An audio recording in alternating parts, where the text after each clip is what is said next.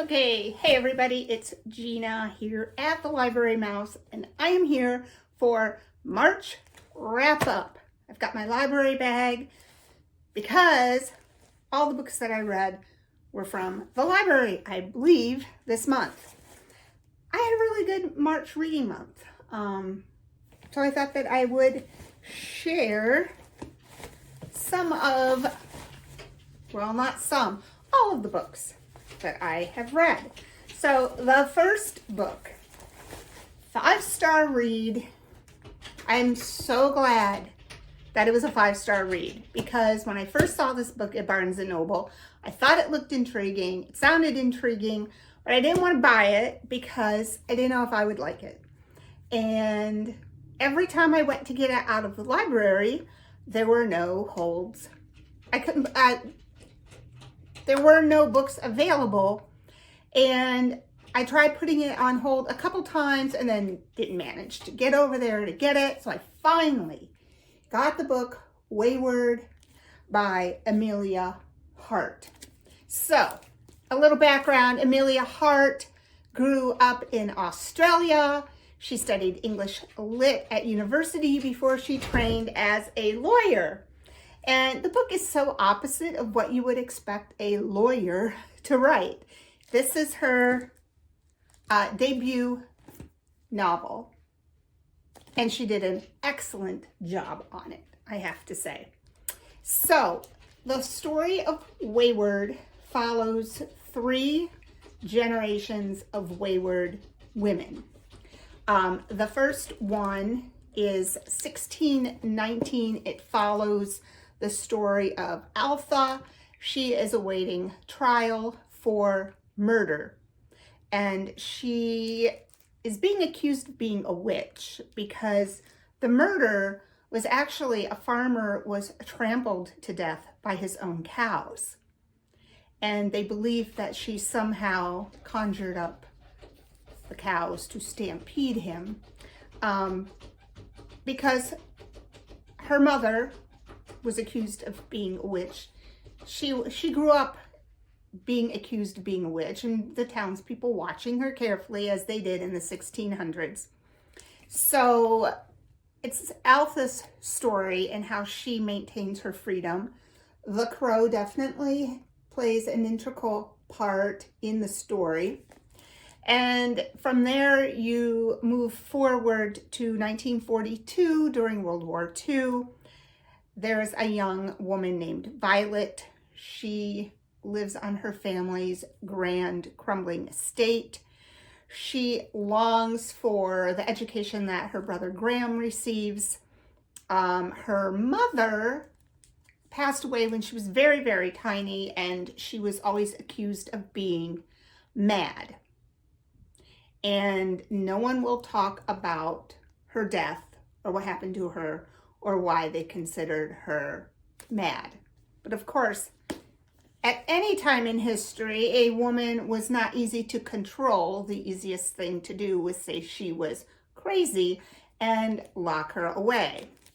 So Violet is trying to discover facts about her mother when she is, trigger warning for this book, she was assaulted by a cousin, and she is an outcast.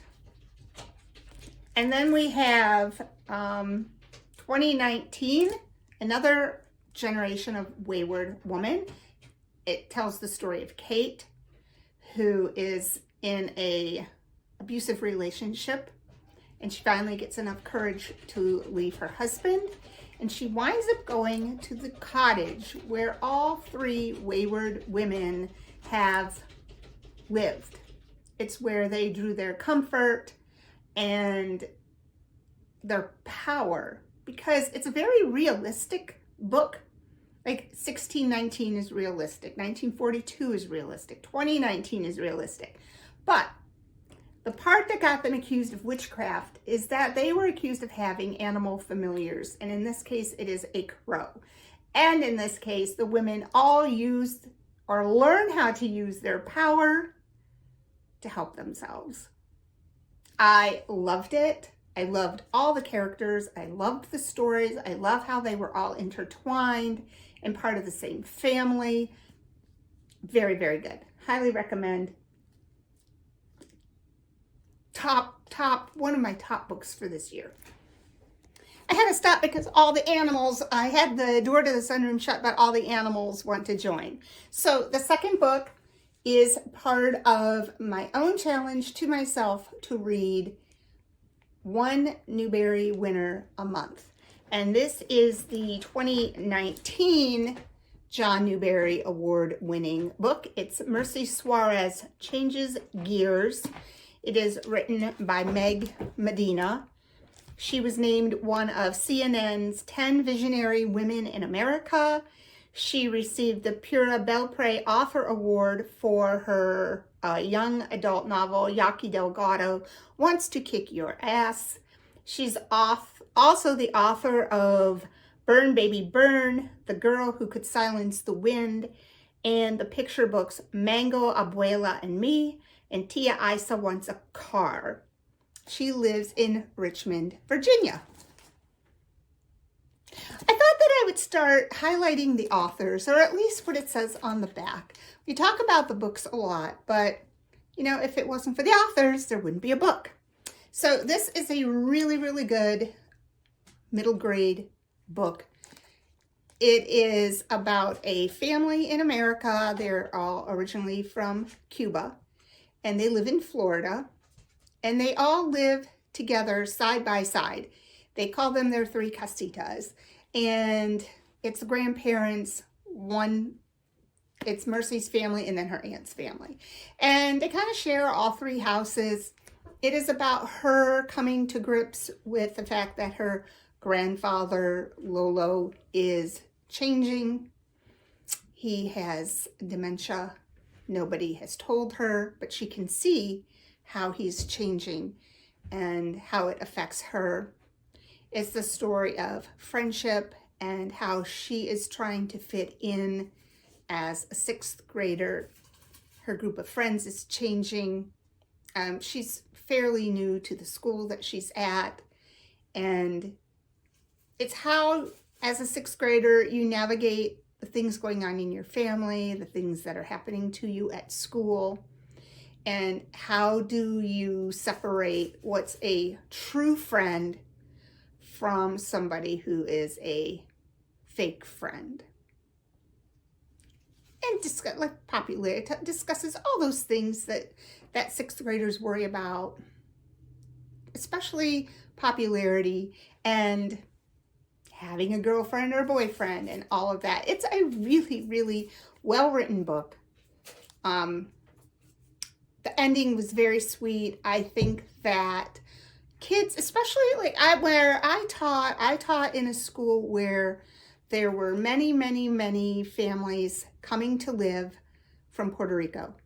And I had many students who did not speak English when I got them in 3rd or 4th grade. And I think the fact that there's so much Spanish in this book and that it talks about fitting in that way would really, really resonate with so many students. So, awesome book. Even as an adult, I really, really enjoyed it.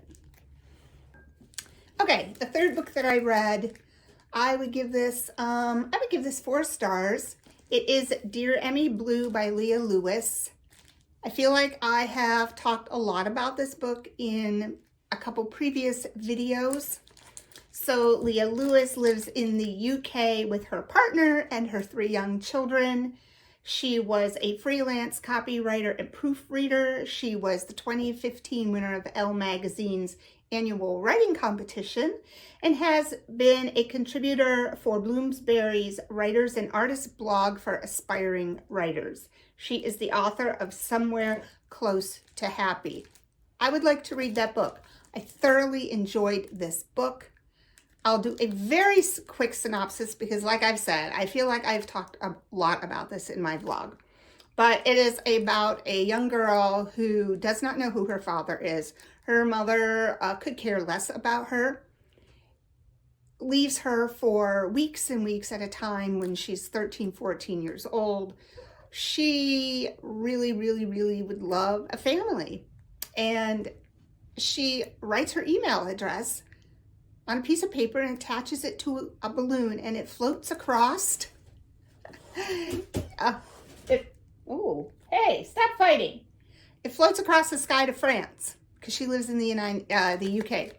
And this boy who happens to have the same birthday as her finds it, and they begin an email correspondence that lasts for years and years. They are each other's best friend. However, she realizes that she has a really big crush on him as an adult. And she is very, very much hoping that he feels the same way. However, he asks her to be the best man. Oh, hang on. Cats are going crazy. He asks her to be the best man in his wedding, his best woman. And there's other things that are going on in the background besides her being thoroughly disappointed with that revelation. She's trying to figure out, what does she want to do career-wise? She wants to find out who her real father is. She has trauma in her past that she has to come to grips with. It's a good book. It's lighter reading, but it's excellent. It's so well written and highly engaging, and I really had a difficult time putting it down. Very sweet, quite enjoyable. So 4 stars for this. I gave this 4 stars too. I'm not even going to turn that off. I'm just going to dig on in here. So one book that I DNF'd Cher. I need to return it. I have learned my lesson. I am not getting out biographies of people that I really don't have an interest in. I thought it would be very interesting. You know, Cher is an interesting person, but it just didn't hold my attention, and maybe because I really don't care that much about Cher. I don't know, but I DNF'd Cher. Okay, another book that I did read, I had to return to the library, is the book Hester by Laurie Albanese. I gave this 4.5 stars. It is historical fiction.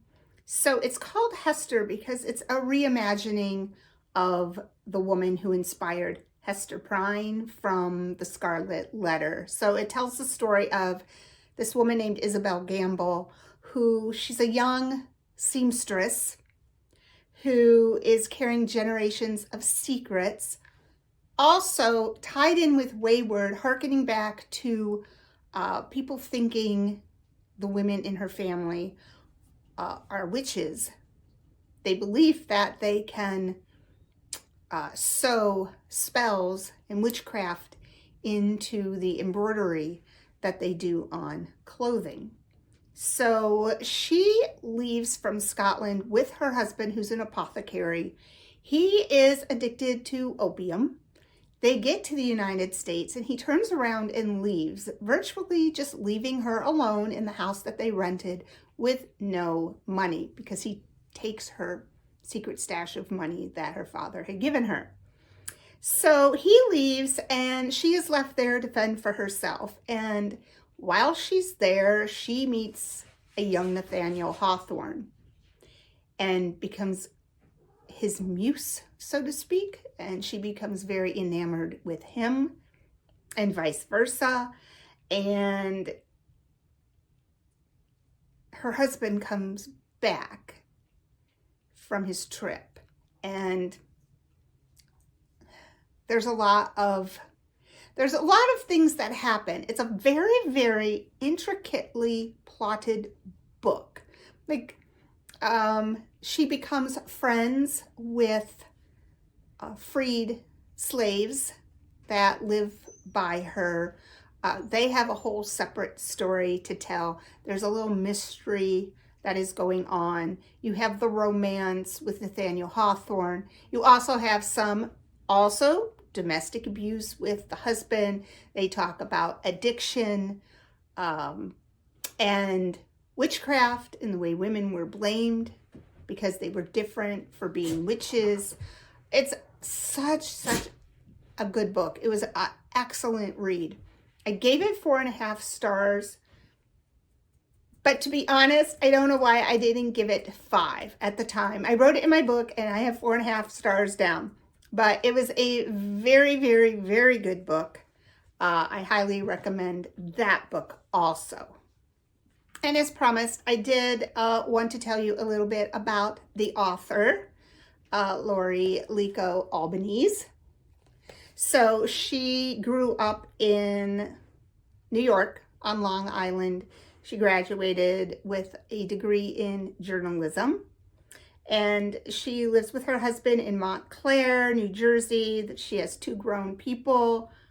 She has 2 grown children. Hopefully they are people. She says that she adores libraries and bookstores, and each of her books has been chosen for the IndieBound list by independent booksellers.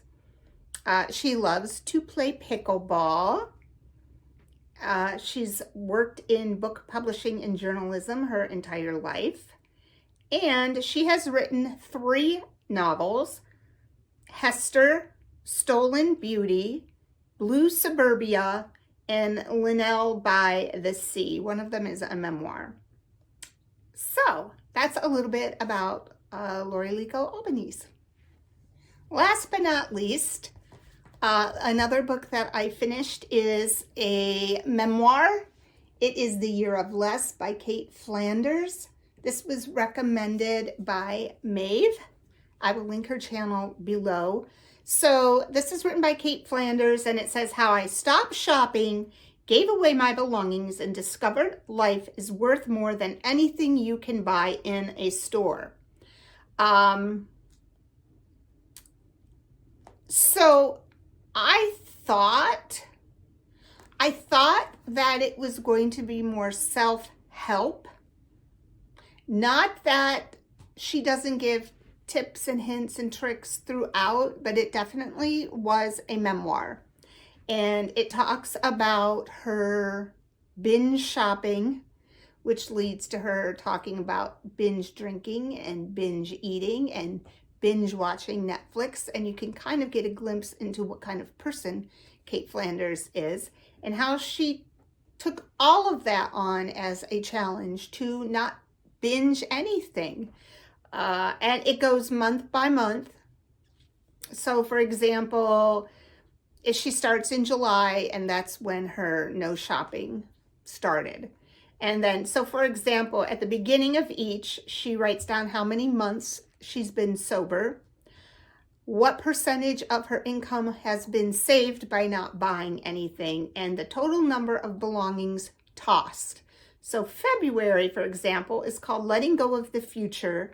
She's been sober for 25 months. She's saved 53% of her income, and she's tossed 60% of her belongings.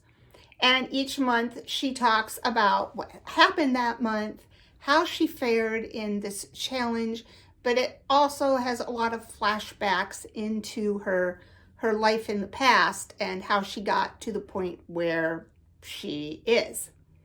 I thought it was a good book. I thought it was good. It definitely makes you think. I thought the ending was really good. And then at the end, she also has, so she has a guide to less. So she has this little flow chart that you can follow to figure out, do I really need this item that I want to buy? There's resources, online magazines, TED Talks she recommends, apps. She has a community. I have not checked it out yet. She works in finance, so I'm not sure what's on her community. I will link it below. You can check it out.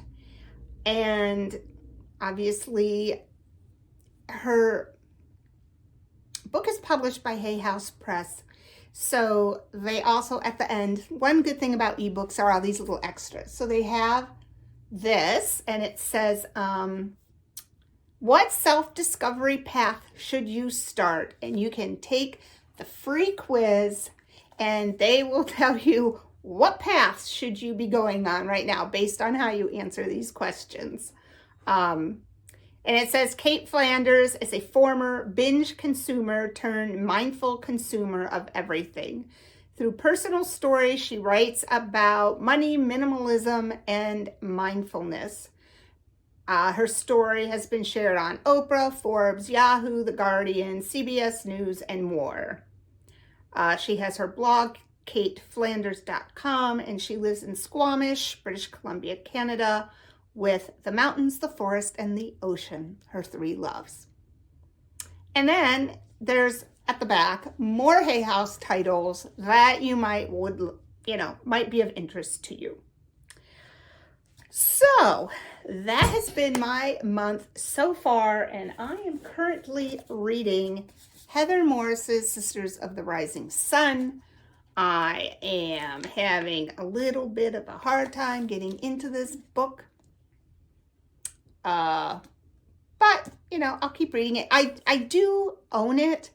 So if I put it down, I'm not that worried. Like, I don't have a time frame to get it back to the library, Anyway, that has been my March wrap up. Hope you enjoyed it. Try out some of those books because I had a good reading month. And happy reading to everybody. I'll talk to you soon.